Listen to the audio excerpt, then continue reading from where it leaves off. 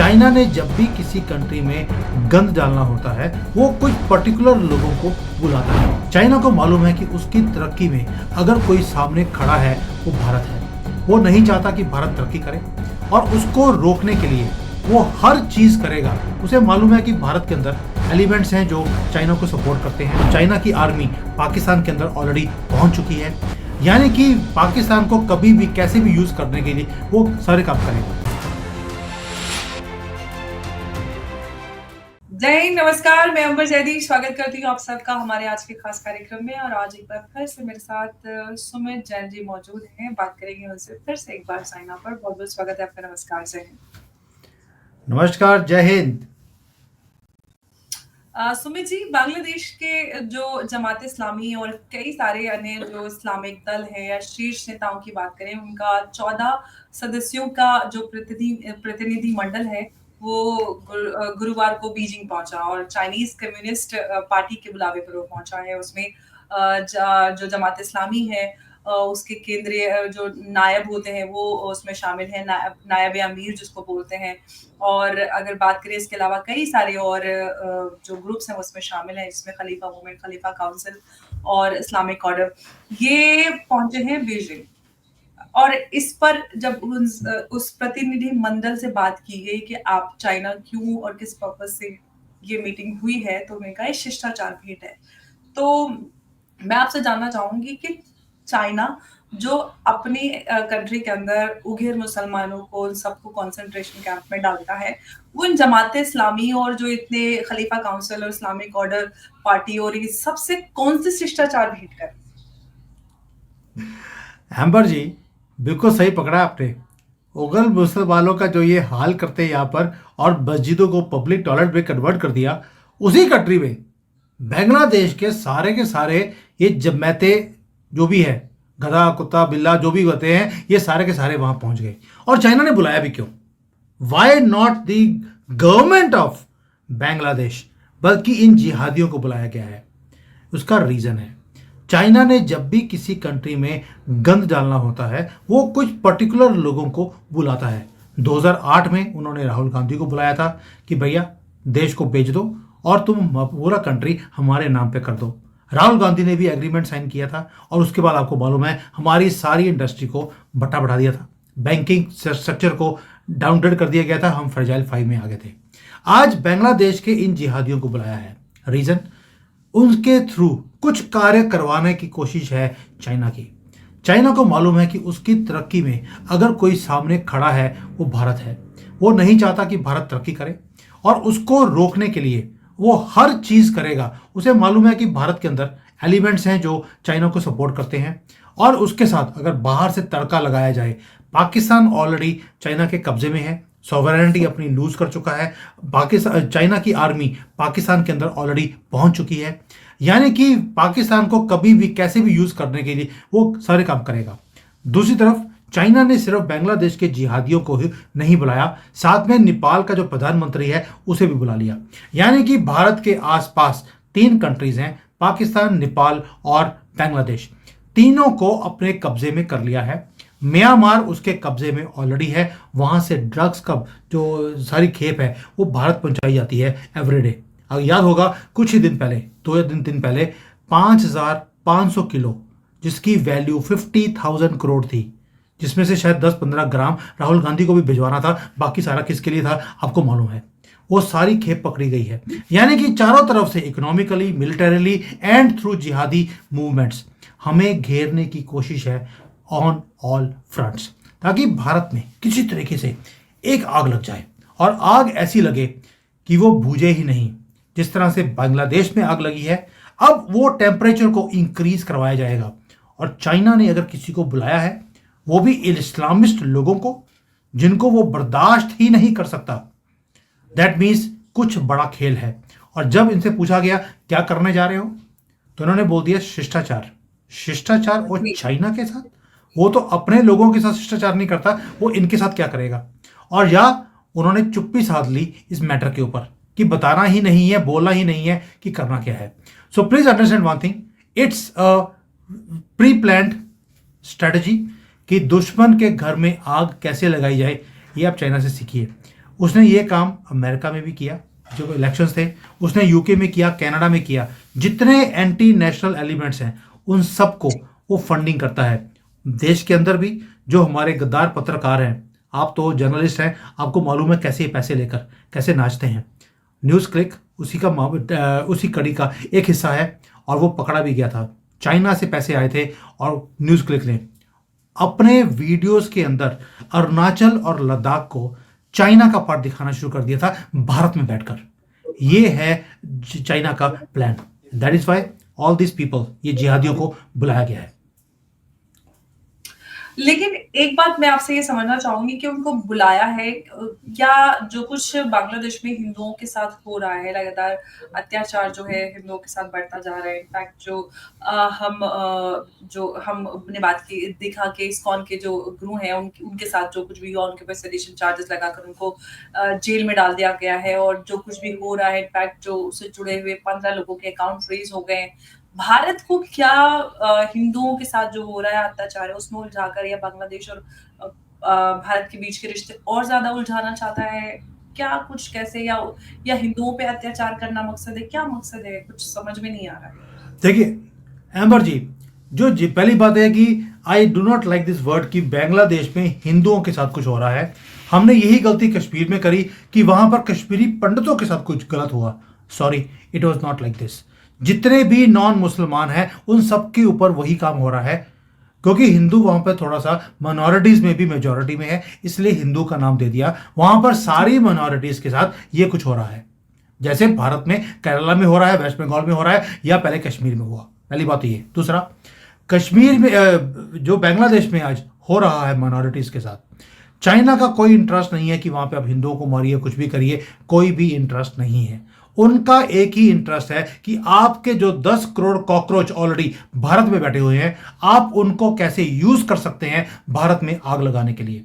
मकसद भारत में आग लगाना है। और ये सारे लोग वो हैं जिनका इन्फ्लुएंस है अपनी कम्युनिटी के ऊपर, इनकी बात मानी जाती है। ये किसी ना किसी ऑर्गेनाइजेशंस के, जो जिहादी ऑर्गेनाइजेशंस हैं, उसके ये हेड्स हैं। तो ये अगर एक कॉल देंगे भारत में आग लगाने के लिए, वो सड़कों पे ऑलरेडी तैयार है आने के लिए। घरों में एक एक ट्रॉली ईंटों की रखी हुई है, पेट्रोल बम रखे हैं, कट्टे हैं और सब कुछ है उनके पास। सो उनको एक्टिवेट कैसे करना है, भारत की तरक्की को रोकना कैसे है, ताकि जो कंपनियां चाइना को छोड़ छोड़कर भारत में आने की सोच रही हैं उनको रोका कैसे जाए। मकसद एक ही है कि चाइना +1 की जो पॉलिसी दुनिया ने अपनाने की कोशिश कर रहे हैं, मेक इन इंडिया हम बढ़ाने की कोशिश कर रहे हैं, वो रुक जाए, और कुछ भी नहीं है। तो ये इसलिए गवर्नमेंट ऑफ बांग्लादेश को नहीं बुलाया है। बुलाने को मोहम्मद यूनुस को भी बुला सकते थे अगर शिष्टाचार ही बढ़ाना था। इन जिहादियों को बुलाने के बाद मकसद क्लियर है। It is sending a clear message to New Delhi. ये वक्फ बिल अगर पेंडिंग हुआ है, उसका रीजन आपको समझ आ गया होगा।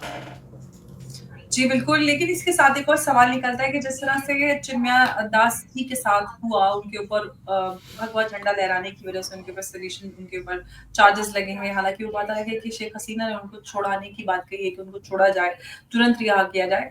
लेकिन एक बात और एक नैरेटिव जो मीडिया में सुमित जी सामने आया है कि उनकी जो गिरफ्तारी थी उसको लेकर ये मीडिया के सामने एक प्रोपेगेंडा मीडिया में हुआ खुलकर। आधे लोग अभी तक ये समझ रहे हैं कि इस्कॉन ने चिन्मया दास के साथ अपने आप से रिश्ता तोड़ लिया है, बल्कि अभी और आज ही इनफैक्ट इस्कॉन ने अपना स्टेटमेंट जारी किया और उन्होंने क्लैरिफाई किया कि हम इस धर्म के लड़ाई में और धार्मिक जो हिंसा है इसके खिलाफ लड़ाई में हम चिन्मया दास के साथ हैं। और हर एक जो भी ग्रुप है, जो धार्मिक ग्रुप है, उसको भी हम इस आवाज में अपनी शामिल करते हैं। तो आखिर ये मीडिया में प्रोपेगेंडा कैसे हो गया कि आखिर पूरे मीडिया में चर्चा चढ़ी कि चिन्मया दास के साथ इस्कॉन ने अपना रिश्ता तोड़ लिया है? मीडिया का हमेशा ही वन साइडेड नैरेटिव रहा है। क्या आपने मीडिया को कभी भी इन इस्लामिस्ट जो जिहादी हैं इनके खिलाफ बोलते देखा है? जो कुछ वहां पर माइनॉरिटीज के साथ हो रहा है, या पाकिस्तान में या बांग्लादेश में या कहीं और भी, ये कभी नहीं बोलते। लेकिन हमारा एक आदमी पकड़ा गया तो उसको डिमीन करने के लिए पूरी ऑर्गेनाइजेशन को कटघरे में खड़ा कर दिया, ताकि पूरी दुनिया से लोग इस्कॉन के ऊपर थूकना शुरू कर दें। और हुआ भी ऐसे। हिंदुओं ने कहीं भी उन्होंने वेरीफाई नहीं किया कि कुछ हुआ था या नहीं हुआ था, उन्होंने इस्कॉन को गालियां निकालनी शुरू कर दी। ये वही लोग हैं जो इस्कॉन को इतना ज़्यादा रिस्पेक्ट करते थे, एक उल्टी स्टेटमेंट दिया है, किसी ने वेरीफाई नहीं किया और गालियां पड़नी शुरू हो गई। This is what librandus wanted. वो अपने नैरेटिव में झूठ भी बोलो तो ऐसे बोलो और उसको इतना फैला दो कि वो सच लगने शुरू हो जाए। और यही चीज़ है जो 1947 से हम देखते आए हैं। हमें बोल दिया गया कि आपको हिंदुस्तान दे दिया और मुसलमानों को पाकिस्तान दे दिया। क्या हमें हिंदुस्तान मिला? नहीं मिला। और ये झूठ इतनी ब्यूटीफुली हमें पढ़ाया गया किताबों के अंदर कि आज तक हम बेवकूफ़ बनते आ रहे हैं। तो ये लिब्रांडो का सिस्टम है। We have to understand this is 10th, जो बोलते हैं ना वॉरफेयर, 5th वो छोटी बात है लिब्रांडो के लिए। ये अब 10th हो गया है and they are masters. 10th इसलिए बोल रहा हूं क्योंकि सारे लिब्रांडो 10 नंबरी हैं और ये 10 नंबरी काम कैसे करते हैं ये आप हर रोज देखते हैं। लेकिन एक सबसे अमेजिंग जो बात है और जो बहुत ही मुझे हंसी भी आ रही है उस पर, वो ये कि बांग्लादेश के हिंदुओं को लेकर हमने देखा है कि यूएस से लेके यूके और दुनिया भर में आवाज उठाई जा रही है कि बांग्लादेश में जो हिंदुओं के साथ हो रहा है वो रुकना चाहिए। लेकिन भारत सरकार तो इस पे बात ही कर रही है, लेकिन हमारा विपक्ष भी आज संसद में बात करने के लिए कह रहा है कि भाई बांग्लादेश में जो हिंदुओं के साथ हो रहा है उस पर बात होनी चाहिए, उस पर संसद में चर्चा होना चाहिए। प्रधानमंत्री क्यों नहीं बोल रहे हैं? जो कुछ भी हमारे देश की तरफ से कार्रवाई हो रही है वो काफी नहीं है। आखिर ये अचानक से विपक्षी दलों के अंदर बांग्लादेशी हिंदुओं के लिए इतना प्रेम कैसे हो गया? वही लोग हैं जो सीएनआरसी का विरोध करते थे और अभी भी करते हैं, लेकिन बांग्लादेशी हिंदुओं के लिए बड़ा प्रेम जागा हुआ है। सियासत है। सियासत में एक मैसेज पहुंचाना है। जैसे पहले आपने इस कौम के ऊपर तंज कस दिया, एक झूठ फैला दिया और लोग फंस गए। अभी एक मैसेज देने की कोशिश की जा रही है भारत के हिंदुओं को कि आपकी हिंदुओं की सरकार आप ही के हिंदू की कम्युनिटी के लिए बोलती भी नहीं है। प्लीज अंडरस्टैंड वन थिंग, जब मोदी जी हिंदुओं के लिए बोल देंगे, अगर बोल दिया होता तो इन्होंने बोलना था देखिए ये तो हिंदू नेशनलिस्ट पार्टी है, ये मुसलमानों के लिए कुछ नहीं बोल रही, हिंदुओं के लिए बोल रही है। अगर नहीं बोला है तो बोल दिया कि देखिए हिंदुओं के लिए नहीं बोल रहे, बाकियों के लिए बोल रहे हैं। तो ये तो एक नैरेटिव है, सियासत है, जिसपे झूठ जितना ज़्यादा अच्छी तरह से बोलेगा वो जीत जाएगा। और कांग्रेस और ये तो चैंपियंस हैं झूठ बोलने के। तो इसके ऊपर आपको बिल्कुल भी हैरानी नहीं होनी चाहिए। मुझे हैरानी हुई ममता बनर्जी पर, उन्होंने भी बोल दिया। मुझे तो ममता बनर्जी पे हैरानी आ रही है, उन्होंने बांग्लादेशी हिंदुओं के साथ सपोर्ट खड़ा किया है कि ये जो हो रहा है इस्कॉन के चिन्मय जी के साथ, ये ममता दीदी है जो कहती थी सीएनआरसी लागू हुआ तो मैं खुद को जला के जान दे दूंगी। हाँ, तो मैं वेट कर रहा हूँ, ऑलरेडी वो लागू हो चुका है। टीवी डिबेट में मुझसे कह रहे थे कि हमें तो जो जगह ही नहीं मिली, इजाजत नहीं है कहीं पे आंदोलन करने की, वरना हम तो आंदोलन भी कर लेते। शाहीन बाग बनाने के लिए कौन सा आपने इजाजत ली थी? मतलब जिस तरह से अगर आपको आगे में आंदोलन करना हो तो आंदोलन कर लेते। लेकिन बड़ी मजेदार स्थिति बनी हुई है विपक्षी दलों की। जी आप प्लीज कंटिन्यू कीजिए। देखिए, विपक्ष का काम है भ्रम फैलाना और वो अपना काम बड़ी ही खूबसूरती से कर रहे हैं, खुद भी और अपने बिके हुए मीडिया हाउसेस के थ्रू भी, जिसको हम पिद्दी मीडिया बोलते हैं, क्योंकि ये वही बिस्किट खाते हैं जो आधा बिस्किट पिद्दी खाता है, बाकी आधा ये खुद डाल लेते हैं प्रसाद की तरह। तो ये तो होना ही था जो कुछ हो रहा है। बट मोदी जी नहीं बोले हैं कि जो कुछ वहां पे हो रहा है, लेकिन जयशंकर जी बोले हैं। कुछ काम हर चीज मोदी जी नहीं कर सकते। आज ही जयशंकर जी ने उसके ऊपर बोला है कि भाई दुनिया को देखना चाहिए कि बांग्लादेश में आज क्या हो रहा है, क्योंकि आज जो बांग्लादेश में हो रहा है कल को आपके कंट्री में आपके साथ भी होगा। और ये मैसेज हम बड़े क्लियरली दुनिया को समझाने की कोशिश कर रहे हैं। दुनिया आज उसको नोटिस नहीं कर रही, कोई बात नहीं। हम हिंदुओं को एक चीज बड़ी अच्छी तरह से पता है, कर्मा। कल को जब आपके साथ कुछ होगा तो हम भी चुप रहेंगे और तब हम तमाशा देखेंगे जैसे आज आप देख रहे हैं। कोई बात नहीं, आप कर लीजिए, वक्त हमारा भी आएगा।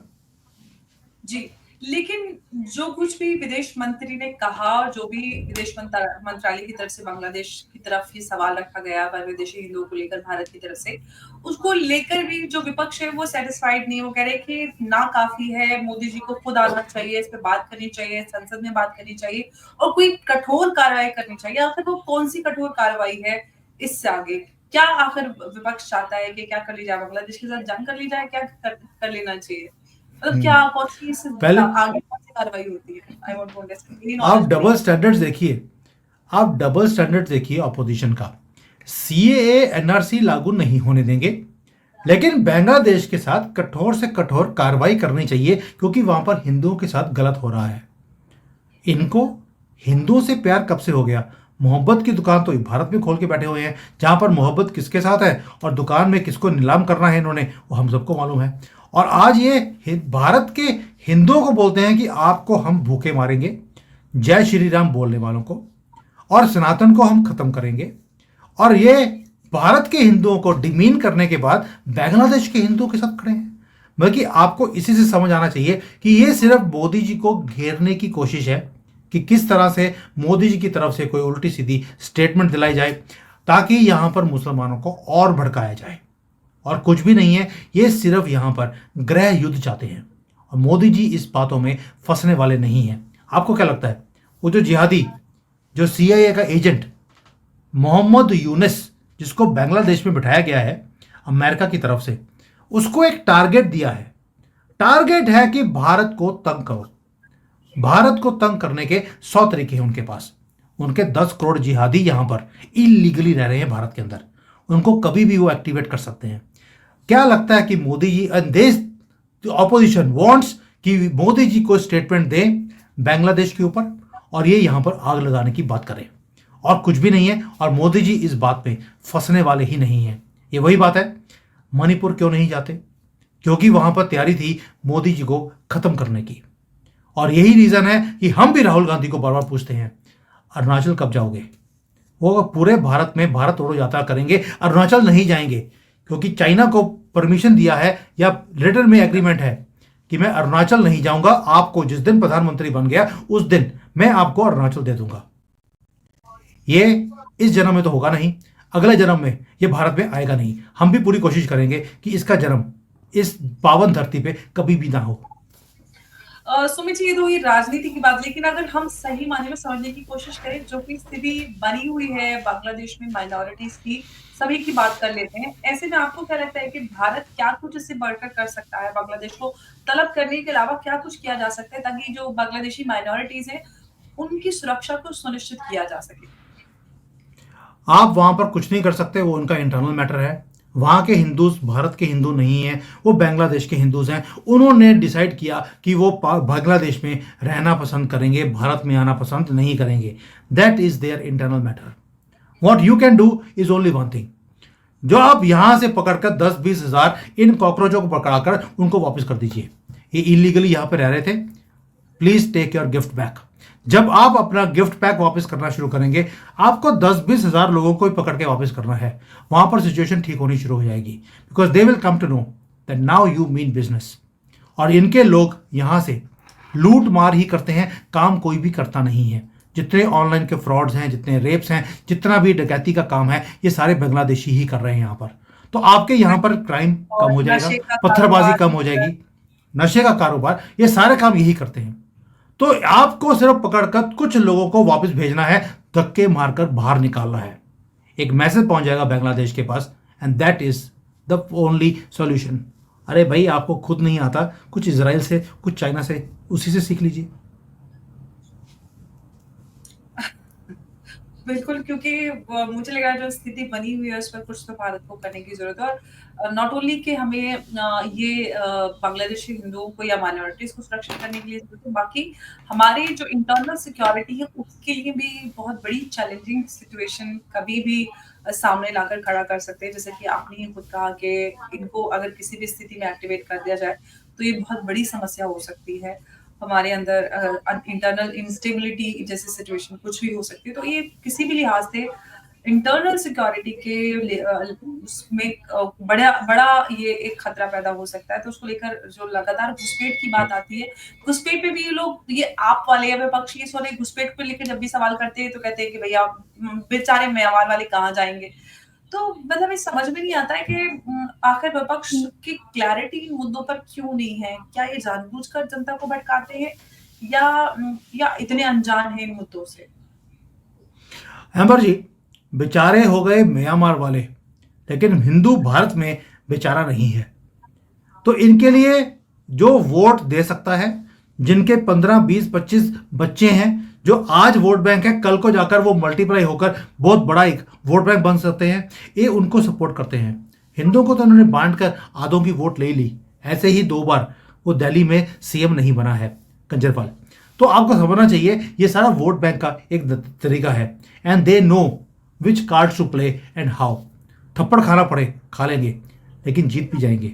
यमुना को साफ करने का वादा भी करेंगे, लेकिन उसमें लंदन जैसी झाग भी दिखेगी आपको, जैसे कि बर्फ पड़ी हो। तो ये काम केजरीवाल और ये ऑपोजिशन करता रहेगा तुष्टीकरण के चक्कर में। ऐसे ही नहीं है 54 से 99 आ गए, ये तुष्टीकरण में ये बढ़ते जा रहे हैं।